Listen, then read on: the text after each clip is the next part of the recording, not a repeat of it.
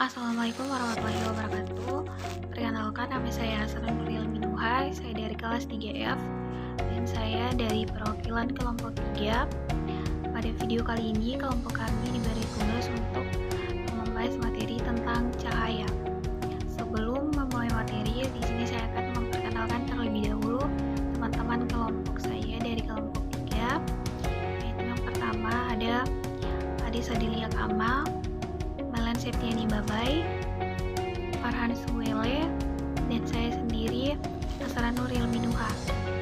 Baik, untuk mempersingkat waktu, di sini kami akan mulai materi yang pertama, yaitu pengertian cahaya yang dibawakan oleh saya sendiri. Pengertian cahaya. Cahaya adalah energi berbentuk gelombang elektromagnetik yang kasat mata dengan panjang gelombang sekitar 380 sampai 750. Pada bidang fisika, cahaya adalah radiasi elektromagnetik baik dengan panjang gelombang kasat mata maupun yang tidak kasat mata.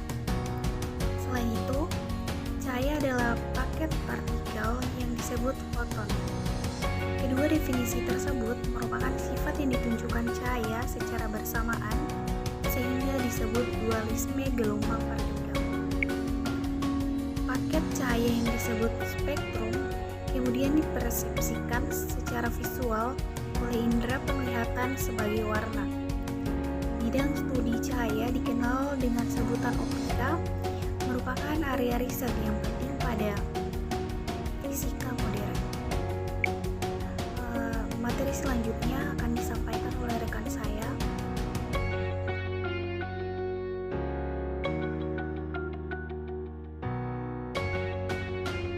Baik, perkenalkan nama saya Adi Sadilia Kamal.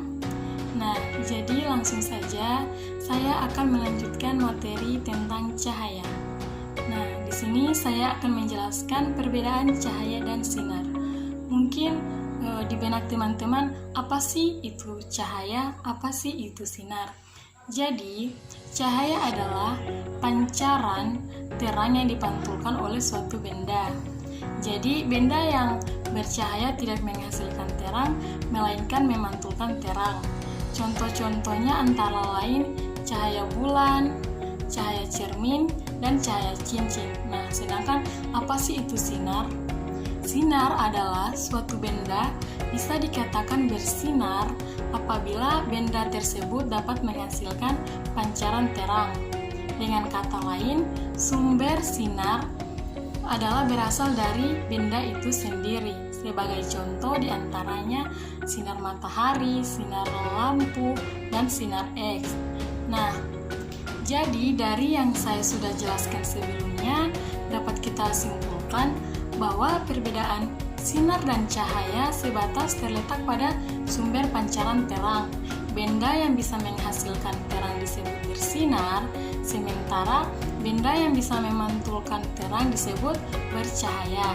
Tetapi seiring perkembangan ilmu ketatabahasaan, antara sinar dan cahaya tidak memiliki arti yang cukup jauh lagi, sehingga boleh dipadukan bersama.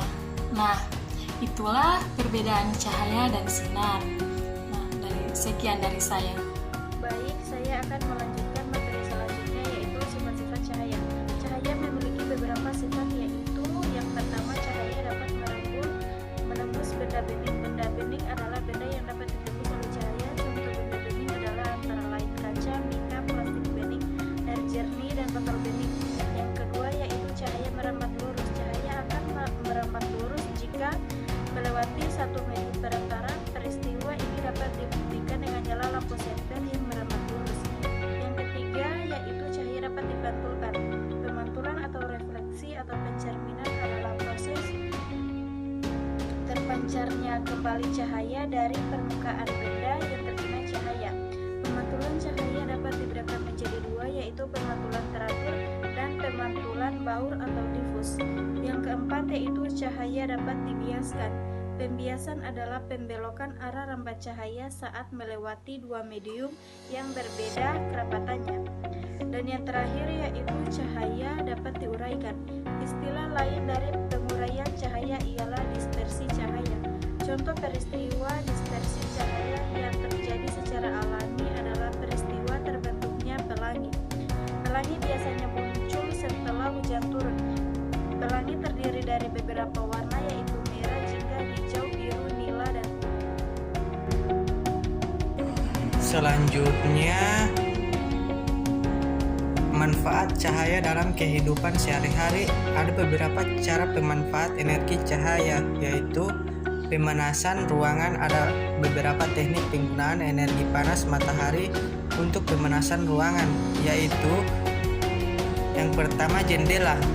Ini merupakan teknik pemanasan dengan menggunakan energi panas matahari yang paling sederhana. Hanya diperlukan sebuah lubang pada dinding untuk meneruskan panas matahari dari luar masuk ke dalam bangunan. Ada jendela yang langsung tanpa ada kacanya dan ada yang menggunakan kaca. Untuk mendapatkan panas yang optimal, maka pada jendela dipasang kaca ganda. Biasanya di daerah-daerah 4 musim dinding tembok bangunan diganti dengan kaca agar matahari bebas menyinari dan menghangatkan ruangan pada saat musim dingin. Yang kedua, dinding trombe atau trombel wall. Dinding trombe adalah dinding yang di luarnya terdapat ruangan sempit berisi udara. Dinding bagian luar dari ruangan sempit tersebut biasanya berupa kaca. Dinding ini dinamai berdasarkan nama penemunya, yaitu Felix Trombe. Orang kebangsaan Prancis. Prinsip kerjanya adalah permukaan luar ruangan ini akan dipanasi oleh sinar matahari. Kemudian panas tersebut perlahan-lahan dipindahkan ke dalam ruangan sempit. Selanjutnya, panas dalam ruangan sempit tersebut akan dikonveksikan ke dalam bangunan melalui saluran udara pada dinding trombe. Baiklah, itulah hasil presentasi dari kami. Lebih dan kurangnya kami mohon maaf. Wabillahi taufiq wal hidayah. Wassalamualaikum warahmatullahi wabarakatuh.